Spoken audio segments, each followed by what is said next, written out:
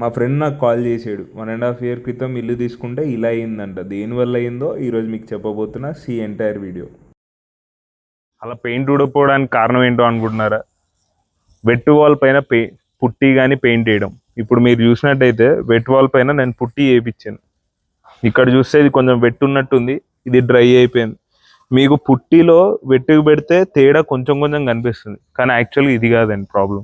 ఇప్పుడు మీకు ఇది డ్రై అయిపోయినట్టు అనిపిస్తుంది కదా, ఈ డ్రై అయిపోయిన దానిపైన నేను మాయిశ్చర్ మీటర్తో మాయిశ్చర్ డిటెక్ట్ చేస్తాను. మీకు ఒకసారి రీడింగ్ చూడండి. ఇది మాయిశ్చర్ మీటర్లో చూసినట్టయితే రీడింగ్ హెవీగా ఉంది.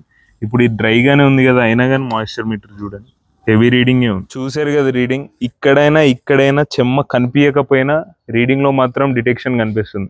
అందుకనే జనరల్గా క్వాలిటీ చెక్ చేసేటప్పుడు పెయింటరో ఎవరో ఒకళ్ళు ఏం చేస్తుంటారని డైరెక్ట్ పుట్టి పెట్టేస్తుంటారు. Quality checks are must. ఒకవేళ మీరు అలా చేయకపోతే ఇంతకు ముందు తెచ్చులు ఊడిపోయినట్టు ఊడిపోతుంది.